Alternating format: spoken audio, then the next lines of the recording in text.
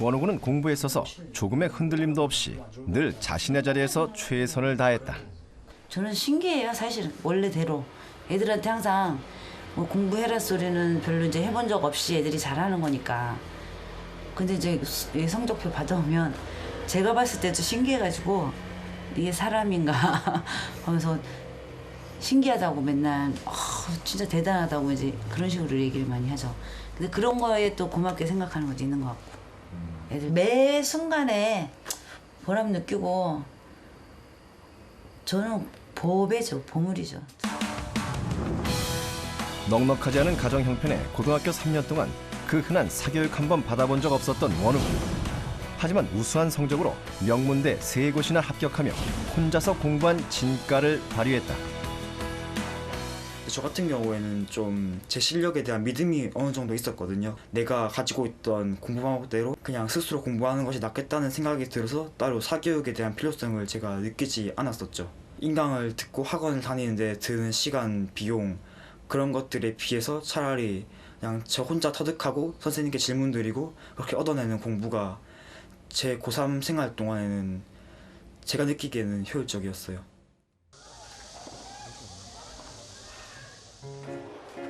오랜만에 모교를 방문한 원우군. 모든 선생님들이 반갑게 원우군을 맞이했다. 아유 너무 멋져졌다. 네, 감사합니다. 응. 열심히 해라. 네, 네, 형 좋았어요. 오늘 온다. 네. 동생. 네. 잘 지냈지? 네. 아픈 데는 없고? 네. 당연하다고 생각했던 부분들에 대해서 물어봐서 저도 더 많이 공부할 수 있게 하는 선생님도 자극해 줄 수 있는. 자기를 알아서 자기 주도적으로 할 수 있는 아주 멋진 학생이었습니다. 하나, 둘. 혼자 공부하는 원우군에게 선생님들은 없어서는 안 되는 존재였다. 그 중에서도 담임 선생님은 원우군이 힘든 수험 생활을 잘 이겨내는데 가장 큰 힘이 되어주신 분이다. 잘 지내나? 네, 잘 지냈어요. 그래. 수업은 쌤이 알고 있기로는 영어로 한다는데. 네. 자네 영어 따라갈 수 있나? 어떻게 되고 있는 거야? 제가 또 욕심이 생겨서 이제 수업 따라가고 또 이제 교수님께 따로 질문 드리고 하다 보니까 영어 때문에 생기는 어려움은 극복할 수 없는 어려움이 아니고 제 문제이기 때문에 그런 것 때문에 좌절하고 그런 건 없었어요, 제가. 자기가 바라는 대로 훌륭한 공학자가 되어가지고 우리나라뿐만이 아니고 전 세계적으로 우리나라를 알릴 수 있는 그런 훌륭한 공학자가 되기를 쌤이 다시 한번 기원을 할게. 네. 제 기억에 원우는 쉬운 말로 학교 지킴이였습니다. 관리선생님께서 이제 그만 자라고 이야기를 해도 선생님 조금만 더요, 조금만 더 하면서 1시 반, 늦게는 2시까지도 공부를 끝까지 하고 정독실에 불을 끄고 나오고 열심히 참고 공부했던 기억이 생생한 학생입니다.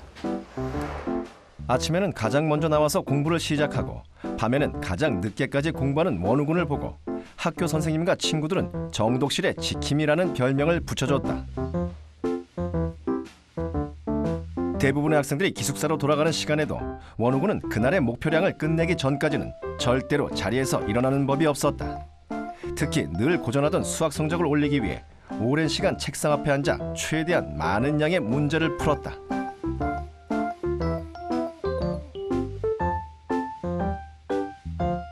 하지만 그렇게 열심히 공부해도 원우군의 수학 성적은 늘 제자리였다. 저는 누구보다 오래 앉아있고 누구보다 많은 문제를 풀면 전 최고가 될 줄 알았어요. 그런데 그렇게 해봤지만 저는 만년 2등이더라고요. 그래서 이것이 동기부여가 되어서 제가 그동안 공부했던 것을 한번 뒤돌아보는 계기를 가진 적이 있는데 이제 제가 무작정 오래 앉아있고 무작정 많이 푸는 것보다는 저만의 체계를 세워가지고 시스템을 구축해서 그렇게 공부를 한다는 것이 좋다는 필요성을 제가 느끼게 되었어요.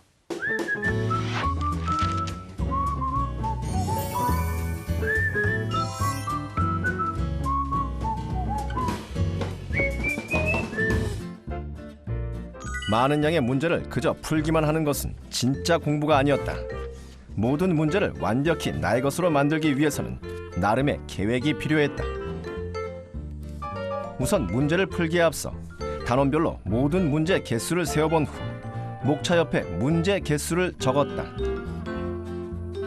제가 문제를 풀기 전에 먼저 각 단원의 문제 수를 파악해서 이렇게 목차에 기록을 해두는데요. 이제 제가 하루에 수학을 몇 시간 정도 공부한다고 치면 제가 하루에 약 40문제 정도 수학 문제를 풀어야 된다는 계산이 나와요. 이때 문제 수가 많은 과목은 한 3개 정도, 그리고 나머지 과목을 2개 정도 단원 이렇게 문제를 풀어서 다시 문제에 맞게 계획에 맞춰요. 이렇게 모든 단원을 골고루 푸는 이유는 전 범위가 출제되는 모의고사 형식을 따라 실전에 대비하기 위함이었다. 본격적으로 문제를 풀어나가는 1회독.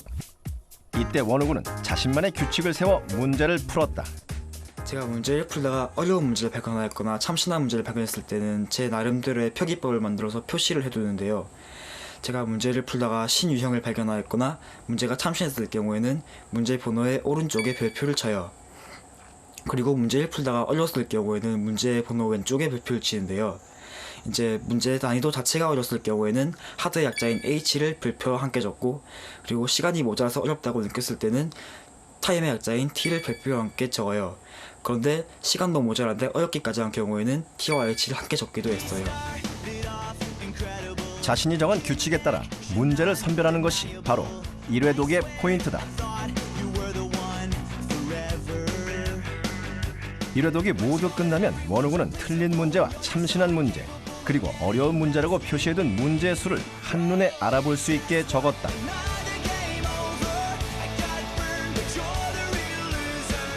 이렇게 걸러진 문제들은 앞으로 원우군이 집중적으로 공부해야 할 중요한 문제가 된다.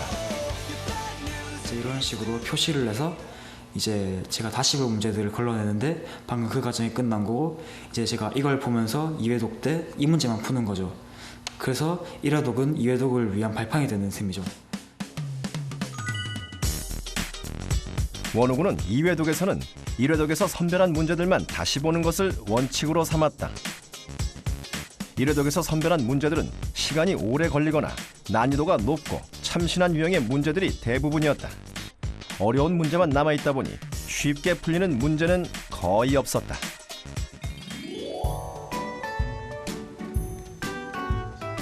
원우군은 혼자서 끝까지 문제를 물고 늘어져 보고, 그래도 풀리지 않는 경우에는 해답지를 보는 대신 주변 사람들의 도움을 받았다.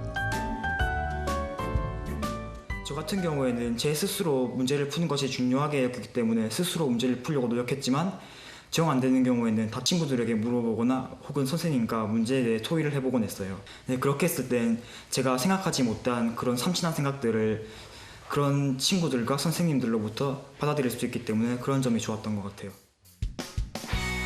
원우군은 2회독에서 선별한 문제들로 3회독, 또 같은 방법으로 4, 5회독까지 반복 누적하며 문제를 풀었다. 그리고 한 회독씩 마칠 때마다 틀린 문제, 어려운 문제, 참신한 문제의 개수를 정리했다. 이렇게 5회독까지 모두 마치고 나면 자신이 가장 부족한 단원을 한눈에 파악할 수 있었다. 한 권의 문제집을 5회독까지 모두 마치고 나면 최종 노트를 만들었다. 5회독까지 하면서 수능에 출제될 가능성이 높다고 생각되는 문제들을 골라 해답지와 자신의 풀이를 비교했다.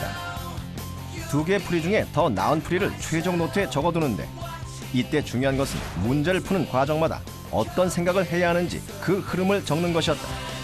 이렇게 최종 노트까지 완성되어야만 드디어 책 한 권의 공부가 모두 끝이 난다.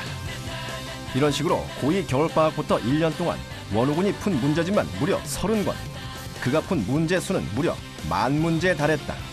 스스로 좀 대단하다고 여겼죠. 그래도 고3 동안 내가 꽤 열심히 했구나.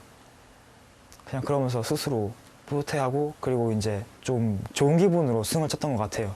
저 스스로에 대한 믿음이 좀 증가했다고 할까요? 그런 숫자 하나가 제게 용기를 준 거죠.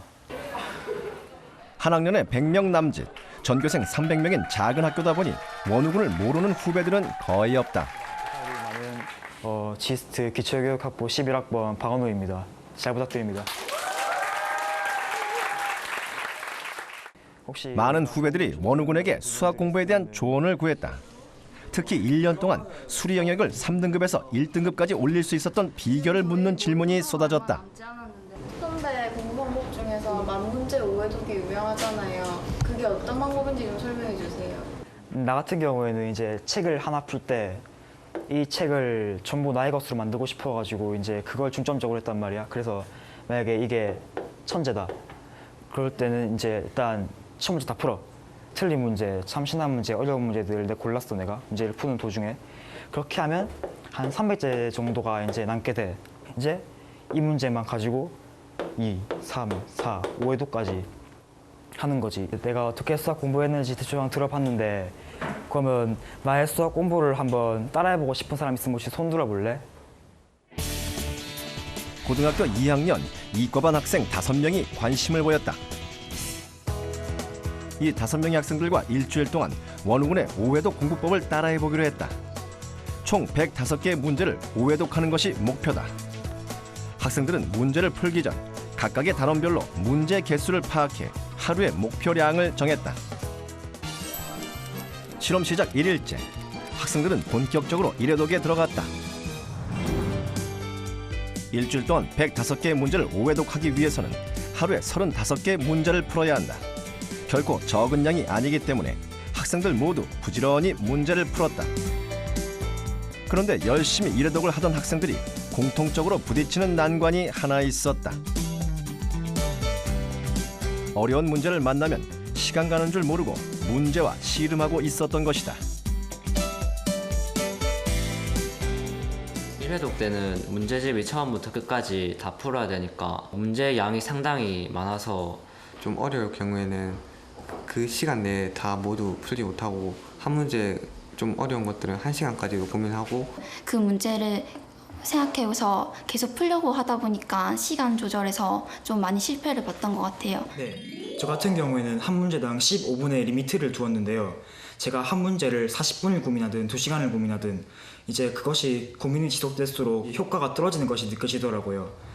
실질적으로 고민하는 시간은 15분 안팎이고 이제 그 이후로 생각이 사라질수록 졸리기도 하고 다른 생각이 들기도 하고, 그래서 저 같은 경우에는 집중력을 꾸준히 유지하기 위해 한 문제당 15분의 시간을 두었고, 그 시간이 넘어가면 그냥 틀렸다고 간주하고 넘어갔어요. 15분 리미트를 유지해서 풀면은 적어도 다음 문제 넘어갈 때 생각이 새로워지기 때문에 그로 인한 집중력을 유지시킬 수 있는 것 같아요. 일회독의 주요 목적은 앞으로 자신이 반복해서 봐야 할 문제들을 선별하는 것이다. 학생들은 원우군의 방법대로 어려운 문제를 만나면 15분의 제한 시간을 두었고, 그래도 풀리지 않으면 다음 문제로 넘어갔다. 그러자 문제풀이에 점차 속도가 붙었다.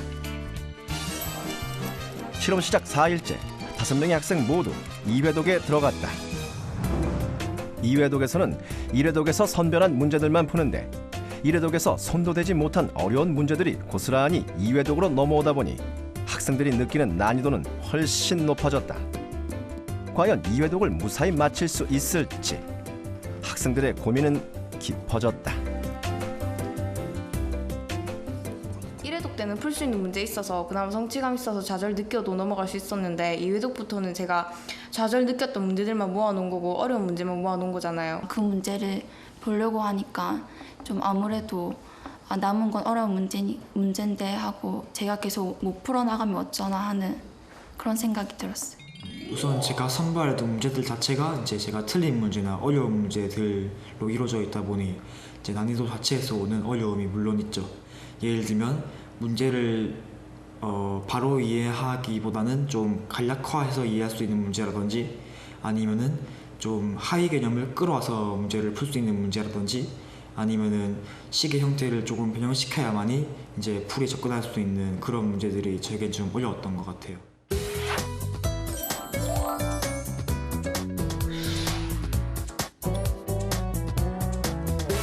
간략화의 예를 들기 정말 좋은 문제가 바로 이 22번 문제인데요. 이 문제는 N차 부등식을 이용해서 푸는 문제인데 일반적으로 학생들은 S1, S2, S3 이런 식으로 쭉쭉 구해서 일반식을 모두 구해버리고야 하는데요. 그런데 저 같은 경우에는 이 문제에 주어진 조건들을 보면서 이 문제에 대해서 다시 한번 생각해 봅니다. 6차 부등식의 개형은 이런 식으로 생겼습니다. 그런데 8차 부등식의 개형은 이렇게 생겼죠. 실제로 S6의 값은 이 부분이 되고 S8의 값은 이 부분이 됩니다. 즉 S8 빼기 S6은 공통되는 부분을 제외한 이 부분이 되는데요. 이 부분은 이런 식으로 간략하게 정리할 수 있습니다. 실제로 이렇게 짝수차 부등식의 개형을 생각하는 건 정말 쉬워서 이런 건 머릿속으로 할 수 있기 때문에 이것을 보고 조금만 생각하면 이 문제를 이런 식으로 간략하게 정리할 수 있습니다.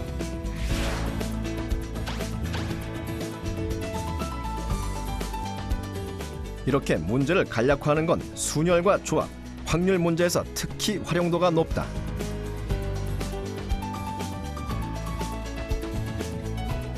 그냥 막 문제를 풀면은 잘못된 풀이에 도달할 수 있는데 이런 식으로 간략화를 해서 문제를 풀면은 문제가 좀 더 깔끔하게 정리되기 때문에 문제를 좀 더 빠르고 쉽게 풀 수 있죠.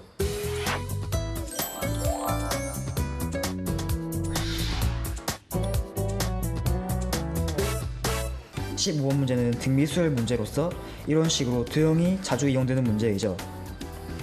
이렇게 등비수열에서 도형이 이용된 문제를 풀기 위해서는 중학교 때 배웠던 도형의 성질을 정확히 파악하여 이 문제에 적용시키는 것이 정말 중요합니다.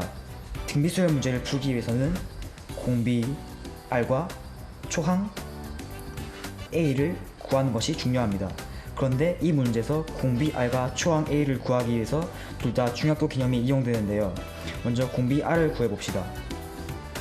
정원에 내접하는 정삼각형의 각 점에서 그 대변에 수선을 내렸을 때 그 수선이 만나는 점이 무게중심이 됩니다.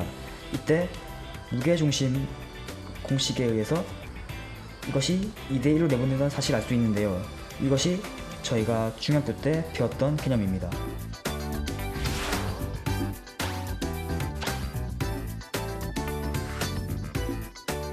이때 작은 원을 이 삼각형에 내접하게 그려보면은 이 큰 원의 반지름과 작은 원의 반지름의 비가 2대1이라는 것을 알 수 있습니다.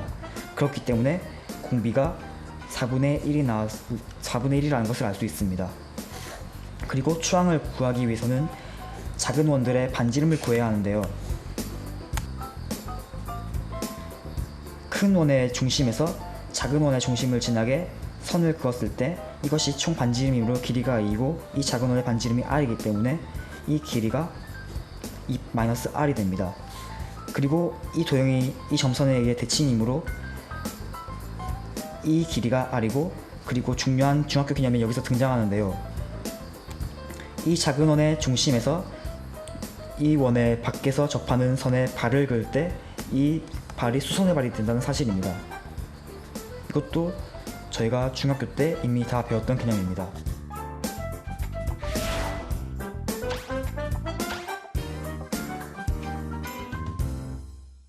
여기에 작은 정사각형이 두 개가 생긴다는 것을 알 수 있고, 이 길이가 r이므로 여기서 구했던 1을 여기 적용시켜서 이 길이가 1 플러스 r이라는 것을 알 수 있습니다. 이때 이 삼각형을 추려보면은 이와 같은데요. 이때 또 피타고라스의 공식이 사용됩니다. 이것도 저희가 중학교 때 배웠던 개념입니다.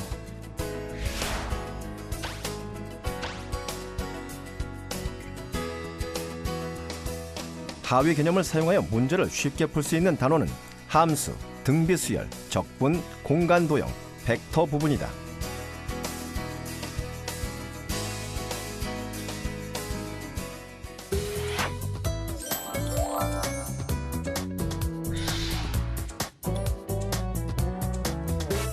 시계 변형을 예로 들기 위해서 삼각함수가 이용된 30번을 예로 들어보겠습니다.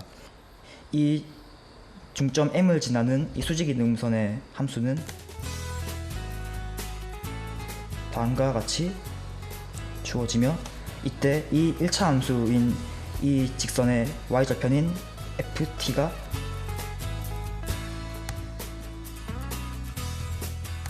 다음과 같음을 알 수 있습니다. 이것을 풀기 위해서는 시계 변형이 정말 중요한데요. 이 좌변의 양 분자 분모에 코사인 2t 더하기 1을 곱해보겠습니다. 여기서 이러한 시계 변형이 적용되었는데요.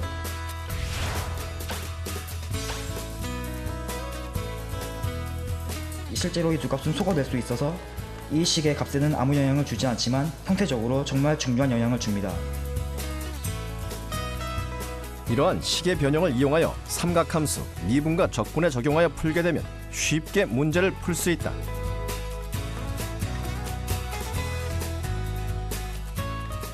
고난도 문제일수록 이제 저희 기억에서 가물가물해지는 중학교 때 배웠던 개념들이나 이제 식을 살짝 변형해야만 문제를 풀 수 있는 그런 문제들이 나오는데요. 이제 식의 변형을 쉽게 할 수 있고 이제 하위 개념을 더 정확히 알아놓으면 이제 이런 고난도 문제 해결하는 데 도움이 될 수 있죠. 실험 시작 6일째. 3, 4, 5회독으로 갈수록 가장 어려운 문제들만 남게 되지만 학생들은 원우군의 조언 대로 문제를 풀어나갔다. 이런 식으로 5회독까지 모두 마친 학생들은 처음과 달리 문제를 대하는 태도가 눈에 띄게 달라져 있었다. 아무리 어려운 문제를 만나도 쉽게 포기하는 대신 끈기 있게 도전했다. 원우군의 5회독 공부법을 따라해본 것, 어떤 도움이 됐을까? 아무리 문제가 중요하다고 하지만 이렇게까지 많이 봐야 될까 하는 생각이 앞섰는데 직접 5회독을 하니까 정말로 내가 모르는 부분이 어느 부분이고 틀린 부분은 항상 틀리니까 다시 한번 수학을 재정립할 수 있었고요. 이 문제집을 거의 외울 정도의 수준이 되니까 이 문제집 외에도 그 문제를 활용한 다른 문제에서도 또 침착하게 대처해 나갈 수 있는 능력을 충분히 길러주는 학습 방법인 것 같습니다. 조언해드리고 싶은 것은 제가 했던 것을 되돌아봤을 때 5회독까지 끝냈지만 한 달 뒤에 그 문제를 한번 다시 리마인드 시키는 것이 도움이 된다고 생각해요. 자기 집중력의 한계나 효율성에서 따져봤을 때 내가 7, 8회독까지 해도 이제 이해하기 좀 어렵다거나 기억이 잘 안 난다고 싶을 경우에는 8회독까지 해도 되고 이제 그럴 경우에는 이제 시간이 허락하는 한에서 또 조절을 해야겠죠.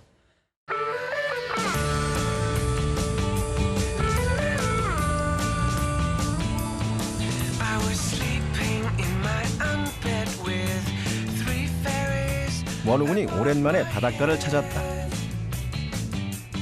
새로운 시작을 앞둘 때면 스스로 마음을 다잡기 위해 즐겨 찾던 곳이다.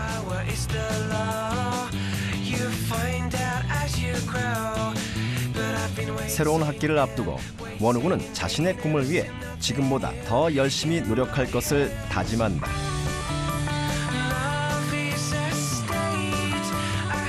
저는 고등학교 수능 공부를 하면서 꾸준함이 답이라는 것을 깨달았어요. 정말 하나에 이렇게 몰두해서 하는 것이 저를 완성시켰던 것 같아요. 저는 이러한 꾸준함으로 제가 하고 싶은 생물학 연구에 매진해서 저 바다 너머에 있는 유수의 과학자들과 어깨를 겨루고 그리고 그를 넘어 생물학자의 정점에 서는 것이 제 꿈이에요.